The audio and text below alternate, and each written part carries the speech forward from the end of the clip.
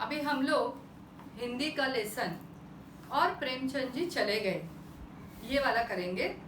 Doctor Rajkumar Verma जी ने ये लिखा है। परिचय देखो, राजकुमार वर्मा जी आधुनिक हिंदी साहित्य के सुप्रसिद्ध कवि हैं, एकांकिकाकार है, नाटककार है, लेखक है, सब कुछ है। बराबर। अभी गद्य संबंधी जानकारी देखिए।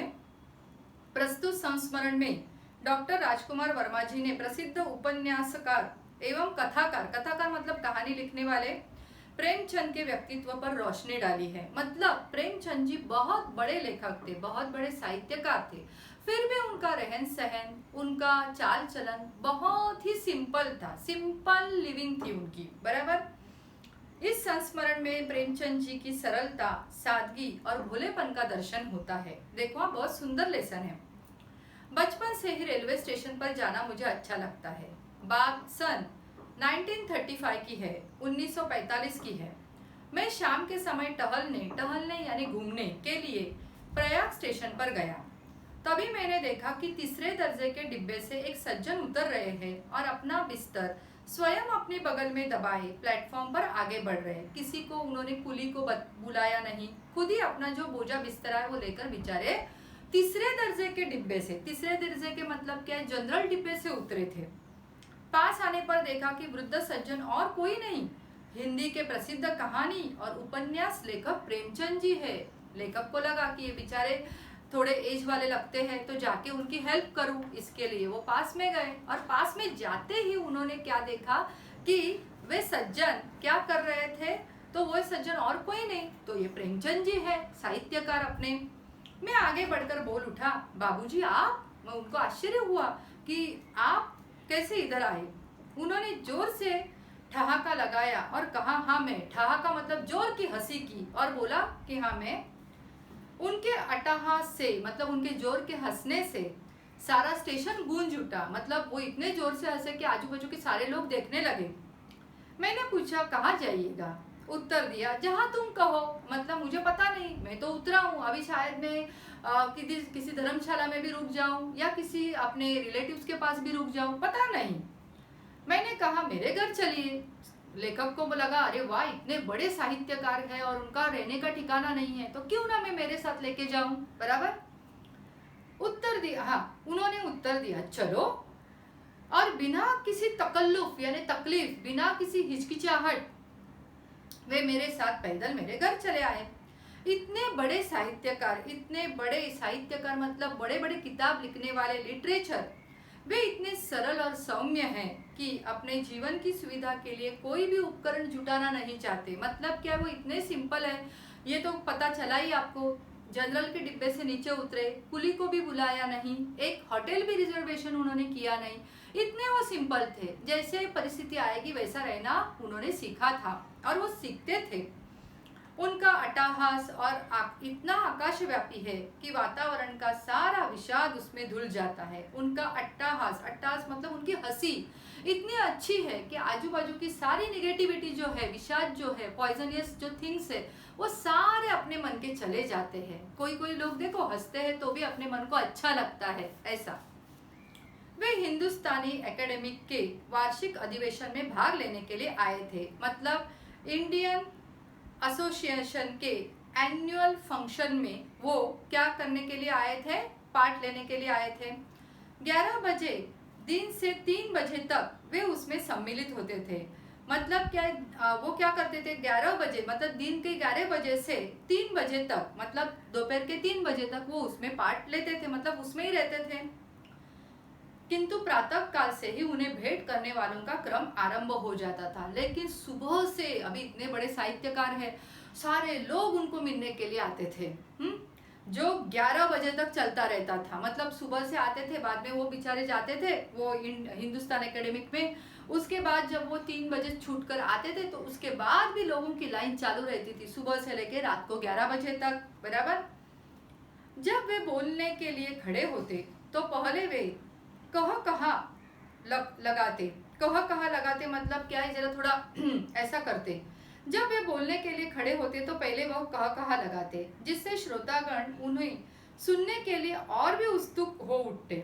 फिर कहते, आपसे कहूँ भी तो क्या कहूँ, और कहूँ तो यह कहूँ कि आप आंखों से काम लीजिए, कानों से नहीं। देखो हाँ, आप मुझे देखिए और पढ़िए, सुनिए मत। मतलब क्या है कि आप जब भी मेरा भाषण सुनते हो ना, तो किसी भी आदमी के चेहरे के एक्सप्रेशन से ही पता होना चाहिए कि वो आपको क्या कहना चाहता है। समझ में आया? सुनना गलत है, देखना सही है। देखो हम लोग बोलते हैं ना, सुनी सुनाई बात पर विश्वास मत करो। जब आप आंखों से देखते हो तभी उसके ऊपर विश्वास करो। क्यों ऐसा कहा गया है? क्योंकि सुनी सुनाई बातें होती है, वो क्या होता है, कभी कभी वो आदमी कहता भी नहीं है। इसीलिए लेखक क्या कहते हैं यहाँ पे कि आप पहले मुझे क्या करो, देखो, मुझे पढ़ो और उसके बाद सुनो। समझ में आया आपको? मेरी जिंदगी तो सपाट मैदान है। सपाट मैदान का मतलब क्या है? Not exactly plane surface plateau. तो क्या है कि मेरे जीवन में कुछ भी ऊपर नीचे उथल पुथल कभी हुआ ही नहीं, क्योंकि मेरा लिविंग कैसा है? Simple living. बराबर।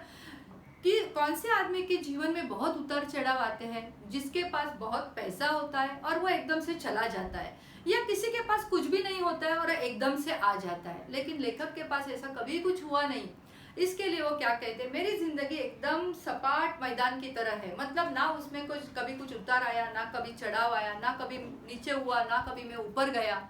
हाँ, उसमें कितने खंदक है, गड्ढे है, कांटे, कितनी झाड़ियां है, आप सोच भी नहीं सकते। लेकिन उसी पर चलकर आप लोगों के पास आया हूँ। देखो मेरी जिंदगी तो सपाट मैदान है, उसमें कितने खंदक, गड्ढे, कांटे, झाड़ियां हैं, ये आप सोच भी नहीं सकते। सपाट मैदान मतलब कैसे है ना कि ये सब कुछ तो है, मतलब उतार चढ़ाव तो नहीं आए कभी भी। क्यों नहीं आए? क्योंकि मैंने कभी भी हाई लेवल का थिंकिंग किया ही नहीं। लेकिन फिर भी मैं क्या हूँ, एक बड़ा साहित्यकार हूँ। तो क्या है ना, कभी कभी किसी ने मेरे लिए खंदक खोदे कि मैं उसमें गिर जाऊं। बराबर। बाद में क्या हुआ, बहुत लोगों ने मेरे खिलाफ कुछ अनाप शनाप बोला, तो कांटे भी आए मेरे जीवन में, ऐसे कांटे भरे लोग भी आए। झाड़ियां मतलब कि बाबा चलो, कोई अच्छे लोग आजू बाजू में आए झाड़ियों की तरह, कोई बुरे लोग आए काटेरी झाड़ियों की तरह। लेकिन फिर भी क्या हुआ, आप सोच भी नहीं सकते। मतलब इस तरह के बहुत सारे लोग आए जिन्होंने मुझे खड्डे में डालना चाहा, मेरे लिए खड्डे खोदे, ऐसा सब कुछ हुआ मेरे लाइफ में। ओके, लेकिन उसी पर चलकर आप लोगों के पास आया हूँ। लेकिन कभी भी मैंने उसके बारे में ज्यादा सोचा नहीं, और इसीलिए मैं आज इस मुकाम पे हूँ कि मैं आपके साथ खड़ा हूँ। ओके, पिता ने मेरा नाम धनपत राय रखा था, लेकिन धन से कभी कोई वास्ता ही नहीं पड़ा। देखो कि पिताजी ने नाम बहुत सोच समझ के, कि उसके पास बहुत ज्यादा पैसा है, धनपत राय, धन यानी पैसा, लेकिन कभी भी मैंने पैसे का मोह किया ही नहीं, ऐसा वो बोले। पढ़ते समय एक वकील साहब के लड़के को पढ़ाता था। 5 रुपया मासिक मिल जाता था। 2 रुपयों में अपना गुजारा करता था। 3 रुपये घर पर भेज देता था। अभी देखो ये ईयर है ना, देखो ऊपर उनका जन्म देखो, 1905। मतलब उस समय की स्थिति ऐसी थी कि हर एक को कितना, एक 7 रुपया 8 रुपया सैलरी रहती थी। तो उसमें से भी उन्होंने एक को पढ़ाया तो 5 रुपया था, तो उसमें 2 रुपये में गुजारा हो जाता था, और 3 रुपये वो घर पे भी बेचते थे। अपने घर में उनके जो छोटे भाई बहन थे, या उनकी पत्नी, सॉरी, उनके पिताजी थे, माताजी थी, उनके लिए बेचते थे। उसी समय मैंने तिलिस्म, होशरुबा और फिसाना आजाद पढ़ा था। ये क्या है? प्रॉपर नाउन है, बुक्स।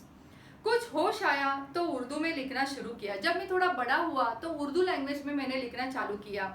फिर आप लोगों ने हिंदी में बुला लिया। फिर आप लोगों ने कहा कि उर्दू तो सबको समझती नहीं है, आप कृपा करके हिंदी में बुक लिखो।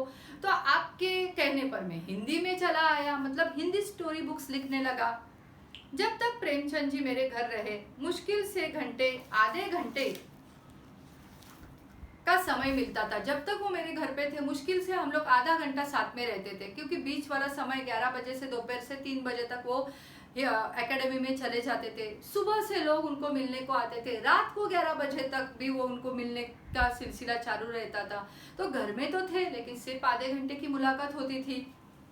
जब मैं उनके साथ चाय पीता, अन्यथा उनका समय अन्य व्यक्ति अधिकतर उनके अनिच्छा से अपने अधिकार में कर लेते थे। अनिच्छा से मतलब क्या? उनकी इच्छा न होते हुए भी अनिच्छा से उनके अधिकार में। मतलब क्या है कि वो लोग क्या करते थे कि आते थे और उनकी इच्छा नहीं होते हुए भी उनका समय ले लेते थे, बराबर।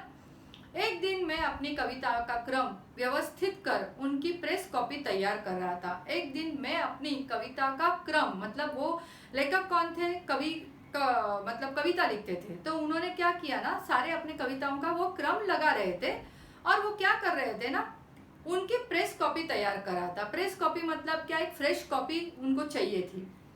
फिर वे आए, मतलब कौन, प्रेमचंद जी आए। पूछा क्या कर रहे हो, मतलब उन्होंने पूछा मुझे कि क्या कर रहे हो। मैंने कहा कि मैं अपनी कविता का संग्रह प्रकाशित करने के लिए उन्हें ठीक कर रहा हूँ। अभी आपको समझा प्रेस कॉपी मतलब क्या, प्रेस में देने के लिए जो कॉपी तैयार की जाती है उसमें वो क्रम से लगा रहे थे और उसमें कुछ गलतियां हो रही थी तो वो उसको करेक्शन कर रहे थे प्रकाशित करने के लिए। उन्होंने कहा छपने के लिए कहाँ भेज रहे हो, मतलब जहाँ पे आपको छपाई करनी है वो कहाँ पे आप भेजने वाले हो। मैंने कहा साहित्य भवन प्रयाग, बराबर, ये अभी प्रॉपर नाउन है, इसे प्रकाशित करने का आग्रह कर रहा है। उन्होंने कहा गलत, उन्होंने मतलब प्रेमचंद ने कहा गलत, इसे मैं प्रकाशित करूंगा। मतलब इतने बड़े साहित्यकार ने कहा कि मैं तेरा ये पब्लिश करूंगा।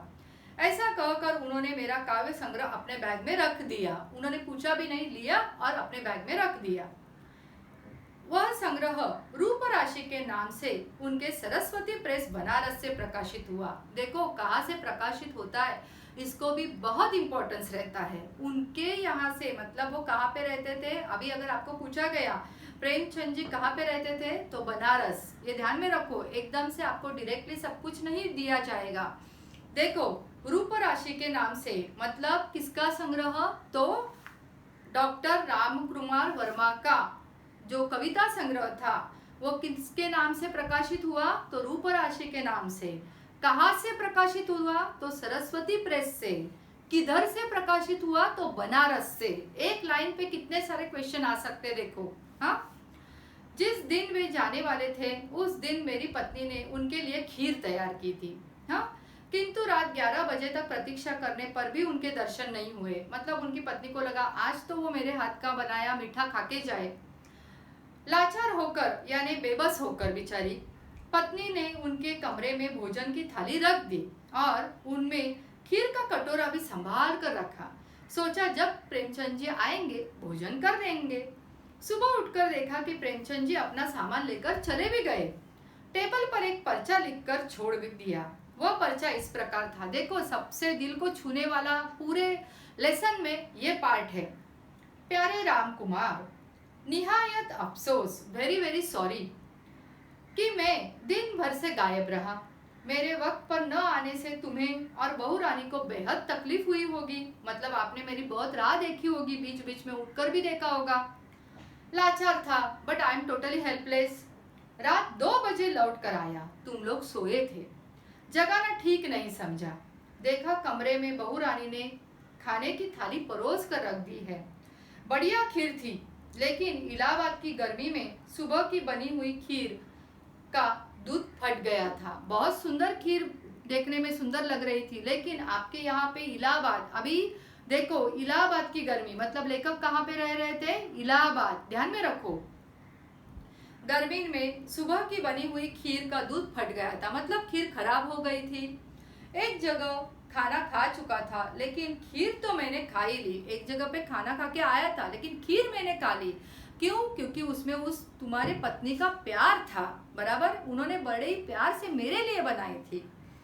इस डर से कि फटे हुए दूध की खीर छोड़ देने से कहीं बहू रानी का दिल मेरी ओर से फट ना जाए। मतलब क्या है, बहू रानी को क्या ऐसा ना लगे कि अरे ये तो आए भी नहीं और दूध, उनका खीर भी खराब हो गया तो इन्होंने मेरे हाथ की खीर भी खाई नहीं, ऐसा तेरे पत्नी को ना लगे और उनका मन मेरे लिए खराब ना हो। खैर, उनको बहुत बहुत आशीर्वाद। वे खुश रहे। फौरन जा रहा हूँ, 4 बजे की गाड़ी पकड़नी है। 2 बजे आए, खीर खाई और उन्होंने एक छोटा सा ये लेटर लिखा और बोले कि अभी मैं जा रहा हूँ क्योंकि 4 बजे की गाड़ी है। भाई बुरा मत मानना, बगैर मिले जा रहा हूँ, मतलब बुरा मत मानो, आपको उठाए बिना, आपको हाय हेलो किए बिना जा रहा हूँ। तुम्हारा धनपत राय। और इस तरह से विश्वविख्यात कहानीकार और उपन्यासकार, उपन्यासकार का मतलब लिटरेचर, प्रेमचंद जी उस रात मेरे घर से चले गए थे। इसीलिए बोला है और प्रेमचंद जी चले गए, मतलब किसी को इत्तला किए बिना चुपचाप आए और वैसे ही इत्तला किए बिना चुपचाप चले गए। समझ में आया आपको पूरे स्टोरी में क्या बताया है? प्रेमचंद नाम के एक बहुत बड़े साहित्यकार बहुत ही सिंपल लिविंग रहते थे। उनके जीवन में ऐसे लोग आए कि उन्होंने उनके लिए बहुत कुछ खराब खराब सोचा, फिर भी वो बहुत अच्छे मुकाम पर पहुंचे। एक दिन वो लेखक को स्टेशन पर मिले, लेखक के घर पे रहने चले गए और वहाँ पे एक ऐसा इंसिडेंस हुआ कि उनके लेखक के पत्नी ने उनके लिए खीर बनाई थी, लेकिन वो खीर उन्होंने फट गई थी, फिर भी खाई। क्यों खाई? क्योंकि वो बड़े ही प्यार से उनके पत्नी ने उनके लिए बनाई थी और उनका मन खराब ना हो इसीलिए उन्होंने वो खाई। और एंड तक इसीलिए क्या हो गया, उनका मन जो है मतलब लेखक के पत्नी का मन भी क्या हो गया, उनके लिए कैसे हो गया, एकदम अच्छा उनका मत उनके लिए बन गया। समझ में आया आपको? इस तरह से लेसन में क्या बताया है कि प्रेमचंद जी आए और बिना कुछ इत्तला किए चले गए। समझ में आया आपको लेसन क्या है? ओके, चलो बाय।